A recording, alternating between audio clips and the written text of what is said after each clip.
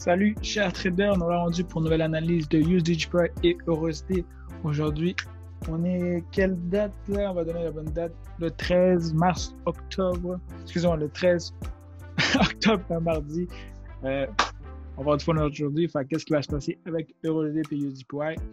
Guys, si jamais vous n'avez pas encore donné un petit like ou un petit share à la page, donnez-moi de l'amour pour que la communauté puisse grandir. Mais avant d'aller justement dans l'action, allons plutôt à l'introduction. Damn.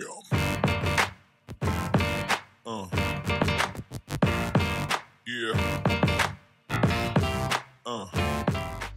Alright, so comme vous savez toujours, je commence toujours par USDGPY et par le suite je fais EURUSD. EURUSD est toujours le plus spicy, mais on laisse le plus piquant pour la fin. Alors allons-y les amis.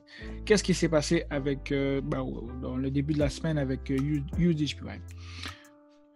On avait déjà vu justement qu'à la fin de la semaine, le marché avait quand même reach out la ligne. Je recule un peu, c'est trop haut. Avait reach out justement la ligne ici. Justement, j'avais marqué ici. Est-ce que ça serait une possibilité dans le lower high? Nouveau lower high, oui. Je pense que oui. Comme on peut voir ici, ça c'était le previous lower high. Le marché a fait un up, down, up. On est toujours en ce moment dans une descente, alors ça reste à suivre. Le marché par la suite a fait quoi? A reach out justement la zone de support qui est en délit, c'est pour ça qu'elle est comme mauve rose, qui était quand même très forte et c'est pour ça qu'elle s'est arrêtée. Et en ce moment, on peut voir justement que le marché j'ai placé mes fibs, si je recule un petit peu, le marché a justement testé le 38.20 et par la suite, il faut juste voir si réellement le marché a réellement rejeté le fibs et va continuer à tomber ou non.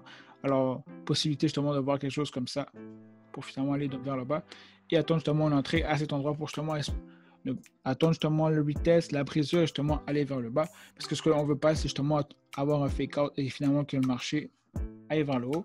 Alors, confirmation, retest, toujours très important dans ce genre de situation-là. Mais en ce moment, le marché a l'air quand même intéressant à voir. Comme je dis, le marché peut aussi, s'il veut retester le 23 et aller vers le haut, au 37 et aller au 61 et tomber, peut se passer plein de choses dans le retracement. Dans les retracements, c'est toujours là, je trouve que même moi, souvent, c'est là que je commets plus d'erreurs que dans la descente. Dans la descente, on sait que ça descend, alors c'est juste de savoir quand entrer et essayer de prendre justement la prochaine descente. Mais lorsqu'on est dans le retracement, souvent les fois, on fait l'erreur d'entrer trop tôt. Donc on peut voir ici, on a un catage qui va justement se fermer dans 1 heure. Ce serait déjà une bonne confirmation à rajouter. Si on va sur le daily, on peut voir justement qu'aujourd'hui, malheureusement, les bulls n'ont pas pu conquérir justement ce mouvement-là. Mais ce qui devient quand même très beau et intéressant à voir, c'est est-ce que réellement le marché va rejeter justement cette zone-là et aller vers le haut, parce qu'on peut voir justement, si je le dessine, on peut voir que le marché a fait ça. Alors, cette zone-là ici va être super importante, cet endroit ici, parce que c'est pourrait que le marché fasse une rejection justement finalement du support et aille vers le haut, ou finalement le marché va continuer sa descente. Alors, ça reste à suivre pour elle, c'est vraiment une zone très importante qu'on est en train de recharge. Alors, c'est prendre avec beaucoup de précaution le mouvement. On peut quand même voir que le marché, dans 1 heure, s'il reste quoi là? Ouais, dans à peu près 1 heure, le marché va fermer. Alors, ça se peut que le marché ferme ici et la prochaine candle aille vers le haut. Comme je vous dis, ça reste à suivre. Cette zone-là est très, très dangereuse. Ça fait déjà une deuxième fois que le marché essaie de le briser et n'est pas capable. Alors, à suivre. Alors pour EURUSD, je sais que tout le monde est toujours content quand je fais EURUSD. Je vais voir dans les views que c'est toujours là que ça se passe, EURUSD pourrait, j'avais déjà justement parlé qu'il y avait des possibilités que le marché monte, mais j'avais aussi fait comprendre que ça se pouvait aussi que le marché fasse un fake out et essaie d'aller vers le bas, et c'est ce qui s'est passé. On peut voir ici que le marché logiquement a été supposé aller vers le haut. On voit justement qu'il y a une belle tendance qui s'avait créée, mais c'est pour ça que je laisse toujours mettre une line. Le marché, ce qu'il aurait fallu que le marché fasse réellement pour prouver que le marché allait vers le bas. Le haut, excusez-moi, c'est le marché fasse ça. Exemple, arrivé à cette line-là, on voit ici comme un catage fort et boum, là, ça répartit vers le haut. Mais on peut voir justement que finalement, non, le marché n'a pas eu assez le bull time n'a pas eu assez de force. Il n'y a pas eu assez justement de personnes qui étaient en mode achat. Là, c'était plus en mode sell. Et c'est justement là qu'on peut voir que le marché est tombé. Comme on aurait pu céder pour ne pas tomber dans le piège, pour voir justement que le marché, durant le début de la semaine, a fait ça. On peut comprendre qu'à ce moment-là, on est dans quoi? On est dans ce qu'on appellerait un petit rectangle. Un genre de rectangle. Le marché, il va en descendant peu à peu. Et on s'aurait dit logiquement que le marché est disposé à cet endroit ici, aller vers le haut. Mais non, on peut voir au final que si je bouge un peu ma tête et toutes les niaiseries, on voit ici que le trendline ici est quand même très bien respecté depuis le début du 23 septembre à peu près. Alors on peut voir que le marché a quand même brisé finalement le trend line, et à quel moment on aurait pu dire bon mais Sergio, je pense que là on vient d'avoir une confirmation que le marché est tombé. C'est vraiment à cette période là ici. On voit justement ici que le marché en 30 minutes a été brisé. Le marché est venu retester ici pour voir que le marché n'a pas été capable justement de passer. Pourquoi? Parce qu'on peut voir que le marché est venu retester ici cette zone là. Si on peut voir ici précédemment, le marché a fait la même chose. Je m'excuse pour mes lignes qui ne sont pas droites. Je vais essayer de le refaire. Ouais, comme ça. On peut voir justement que le marché, quand il descend, il revient retester. Le marché descend. Boom, il vient retester le previous high, le previous low.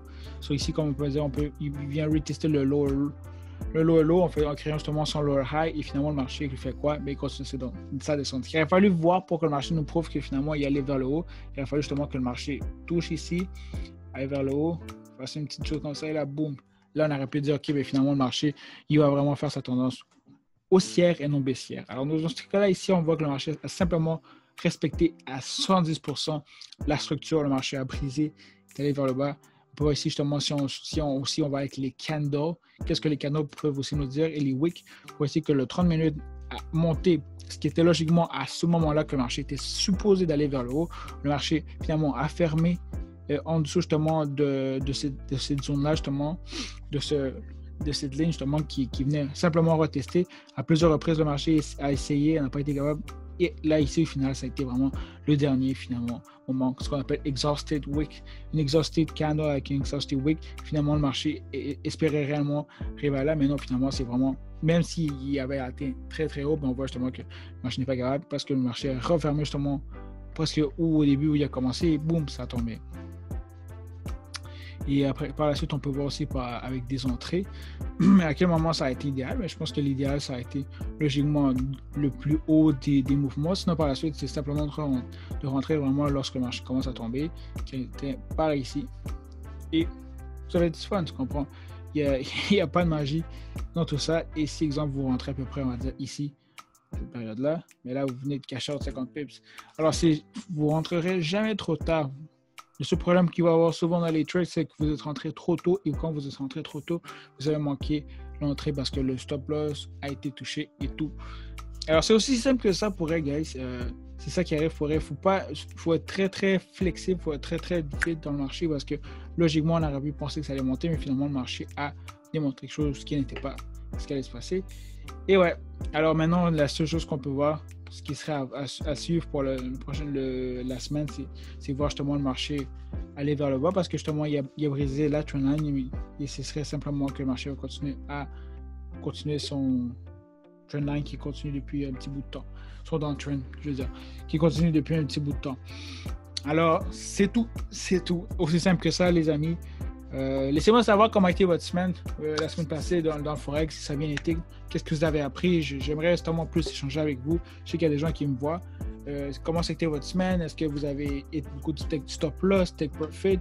C'est quoi votre meilleur stop loss ou c'est quoi votre meilleur profit que vous avez fait? C'est quoi votre pire erreur que vous avez fait? C'est quoi votre meilleure leçon? Laissez-moi savoir dans les commentaires. Je suis vraiment curieux d'en savoir plus sur vous, de votre expérience. On est ici tous les deux. Alors, pourquoi pas en parler et discuter aussi de ce qu'on aime ensemble dans les commentaires. Sur ce, les amis, je vous dis un gros merci d'être là dans ma vidéo à chaque fois. Je sais qu'il y a des gens qui sont là toujours à chaque fois dérangés et beaucoup d'autres personnes. J'apprécie beaucoup et je vous dis un bon week-end et bon succès dans le Forex. Au revoir.